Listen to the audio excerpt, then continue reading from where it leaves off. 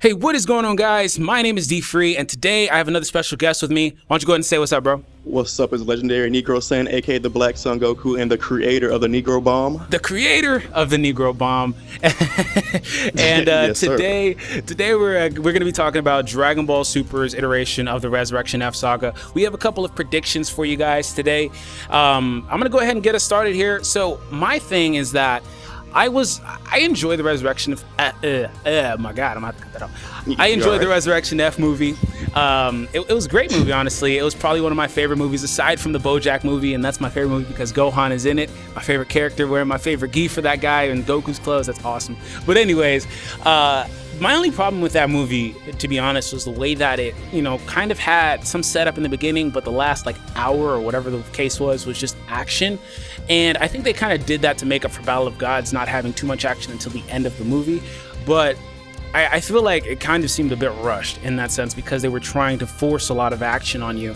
Now, the action wasn't a problem, but I think that there was some stuff that they could have expanded upon, which is why that movie opened up more questions afterwards, things like how did Vegeta become a god and things like that. But honestly, for my predictions for Resurrection F Saga, I really want to see, I know I've been a big advocate in a lot of my videos about Vegeta becoming a god and the ritual and all that shit.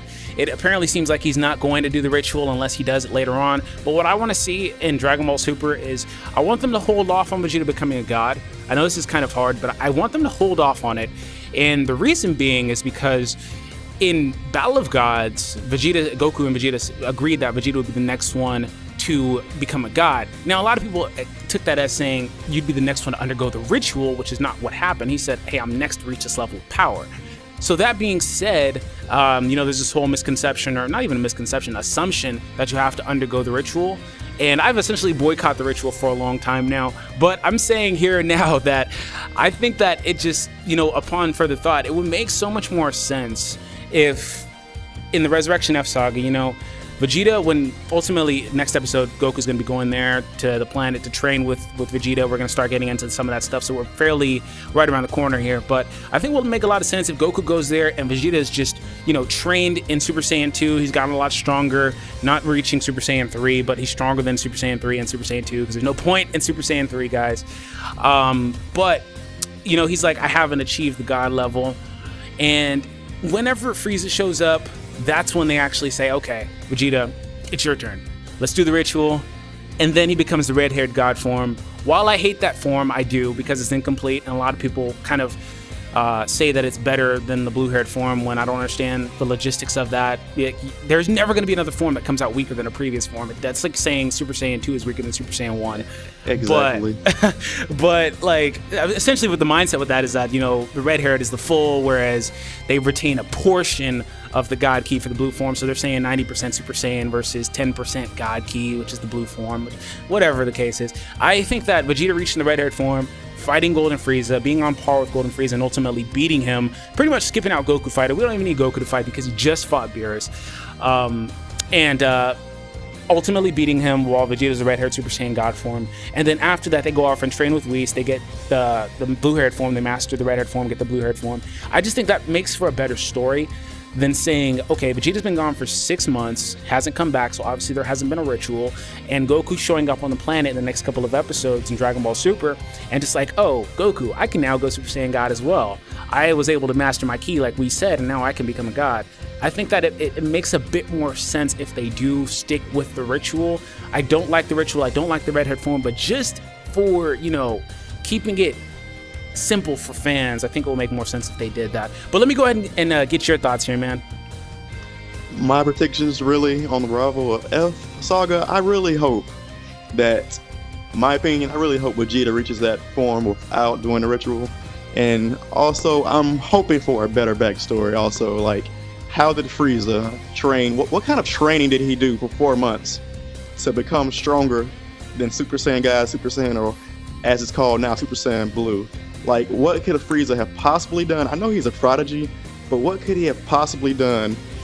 And this brings me to this. I think Frieza is going to be trained by Champa, because Champa is now introduced into the, well, not formally introduced to the series, but he's introduced now basically in the manga. I think Champa's going to train Frieza, and Frieza's going to be Well, of course he is. He's stronger than Super Saiyan God, Super Saiyan. And I'm just hoping for a better backstory because we don't know anything of how Vegeta got his form or how did Frieza get stronger and what happened in between all of that.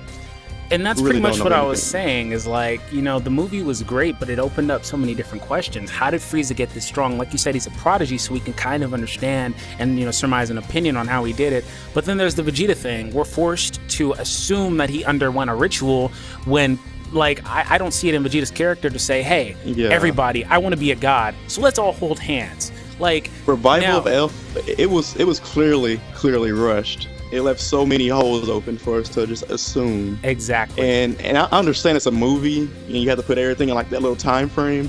Within like, you know, a series, a saga, there's like many episodes where you can explain it all, but it's just crazy. I hope they explain everything and get everything down, because like you said earlier, people were thinking Super Saiyan God was stronger than Super Saiyan God, Super Saiyan, and I just shook my head at that. There's no reason for a new form to be weaker than a that's like saying Super Saiyan 4 is weaker than Super Saiyan 1. It doesn't make sense, but you know, you can't convince everybody.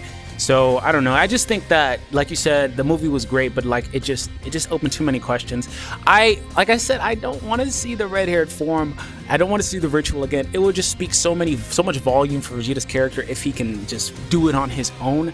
That'll be the one time he really truly gets a leg up on Goku. Like, you had to go through this ritual. I was able to do it on my own. Now, depending on how he gets it, whether him participating is the reason why he was able to do it, or Whis was able to bestow some godly power on him, I really feel like that's the more likely avenue, because we don't know jack shit about Whis. They keep on teasing his abilities and teasing that character. I feel like he can do so many things that we just don't know about yet, so that's probably more likely than Vegeta obtaining the key through Goku's ritual.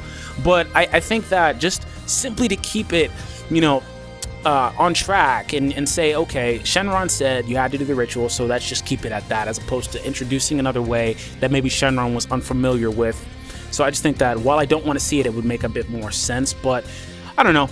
Let us know you guys' thoughts down below. We want to know what you guys' top predictions are for Resurrection F Saga. Be sure to check out Legendary Negro saying he's the creator of the Negro Bomb. His link will be in the description down below. I love you, Blick. I love you, D3. I love Dr. Love.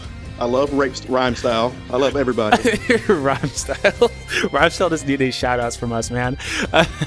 Joey, man, we got to introduce. We got to say Joey. We got to say Alpha. Oh, yeah, Joey. We got to say Platinum. We got to say all the guys, man. The whole squad. No, not Platinum. Platinum's a meanie. Like, Well, we definitely need to introduce Joey, man. Joey's the main one. Joey's my husband to be, guys. If you didn't know that. I love you, Joey. If you're watching this, give a like on my newest video. I love you, bro. Love your hairline. And love your hairline. And reply to my comments. But that's it for us, guys. We'll catch you next time. Bye. Peace.